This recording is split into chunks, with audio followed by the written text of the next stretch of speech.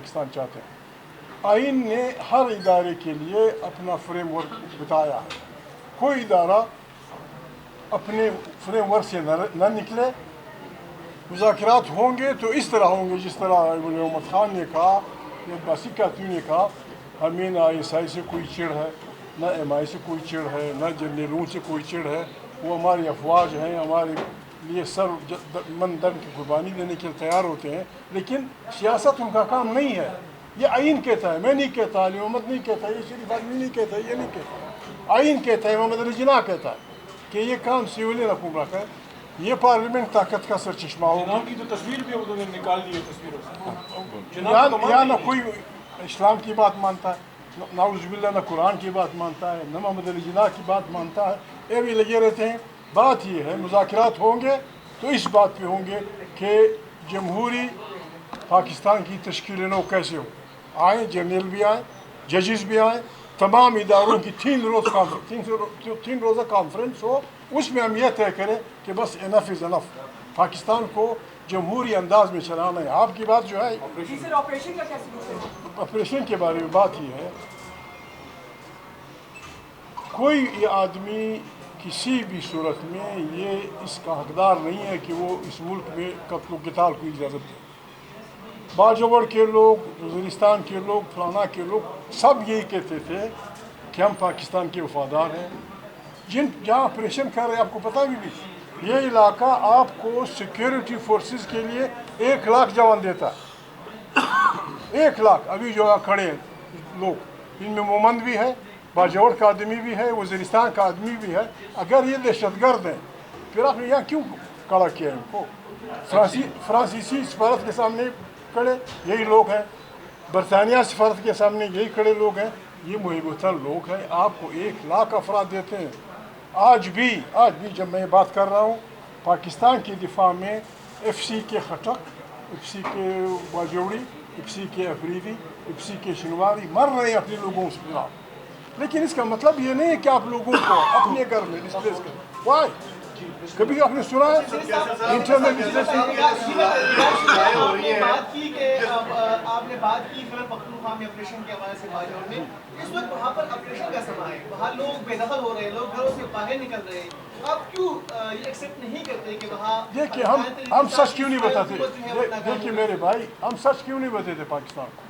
Colonel امام کہتا ہے پاکستان ٹی وی پہ کہ میں نے 90,000 انٹرنیشنل دہشت گردوں کو ٹریننگ دی، ان میں ایسے لوگ تھے جو اس پارلیمنٹ کو اڑا سکتے تھے، ان میں ایسے لوگ تھے جو کسی پل کو اڑا سکتے تھے، جو سٹنگر چلانے والے کے ماہر تھے۔ ان 90,000 انسانوں کی لسٹ نہ کرنل امام نے لوگوں کو دی، نہ یہ جو سزاؤں کا جمعہ بازار لگا ہوا ہے اور ایک وعدہ رہے گا کہ 10 سال سب کو، یہ آپ لوگوں کو پریشرائز کرنے کے لیے مذاکرات سے پہلے یا کوئی اور چیز ہے؟ دیکھیں، ایک تو میں یہ بات کی ہے، ایک منٹ جو اس نے بات کی ہے، میں صرف آپ لوگوں سے پوچھنا چاہتا ہوں کہ یہ فارن پالیسی کس کی ذمہ داری ہے؟ وفاق کی ذمہ داری ہے، صوبے کی ذمہ داری ہے؟ یہ جو کچھ ہو رہا ہے یہ صرف فارن پالیسی کی وجہ سے ہو رہا ہے، وفاقی پالیسیوں کی وجہ سے ہو رہا ہے۔ اگر یہ حالات صوابی میں، بردان میں، پشاور میں خراب ہوتے تو پھر صوبائی حکومت کی ذمہ داری ہے۔ نمبر 1 یہ ہے کہ یہ ذمہ داری وفاقی حکومت کی ہے، اس کی ناکامی ہے، اس کو سمجھ نہیں ہے، اس کو ڈیل کریں۔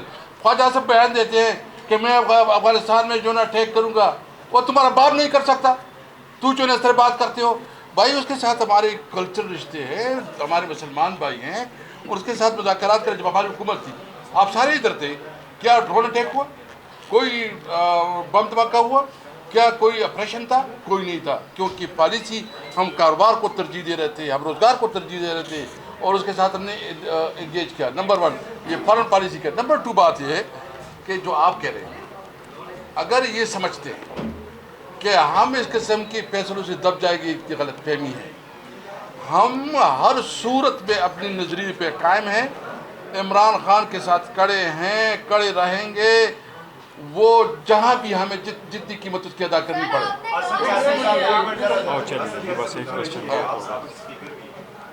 یہ 25 کروڑ عوام کی اجتماعی دانشگاہ ہے.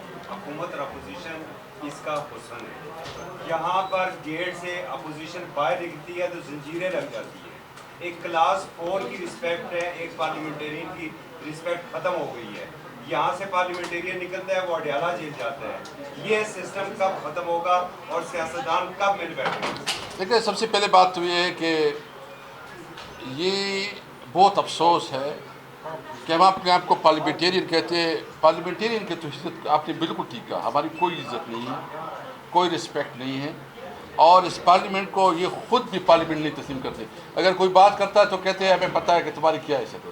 جو پنجاب کے میں نے یا جو اسلام آباد کے, جو کراچی کے ہیں, وہ تھوڑا آگے پیچھے کرے تو اس کو ٹیلی فون کال آ جاتی ہے کہ اپنی جگہ پہ رہو, بس پروٹوکول انجوائے کرو اور کوئی نہیں ہے. لاسٹ کوشچن کی سر, آپ نے جیسے کہ کہا, ہم کافی عرصوں سے سن رہے ہیں کہ آپ نے کہا کہ باجوہ صاحب کو ایکسٹینشن دینا جو ہے یہ ہماری سب سے بڑی غلطی تھی. تو باجوہ صاحب کو ایکسٹینشن دینا آپ کہتے ہیں کہ سب سے بڑی غلطی تھی, اور آئندہ جو ہے نا ہم ایسے کسی اس کا انسان نہیں بنیں گے. تو میں نے کل کہہ دیا ہے, پالیسی بیان دے دیا ہے, اور اس کی کل میرے بات ہو گئی. ٹھیک ہے,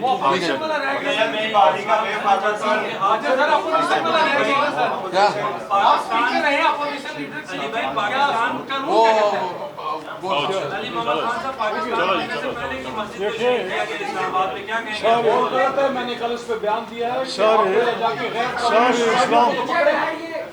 سارے اسلام میں سوائے ایران کے اور تمام دنیا میں سوائے چین کے جنہوں نے غزہ کے متعلق صحیح بات کی, کوئی صحیح بات کہنا ہی نہیں چاہتا. السلام علیکم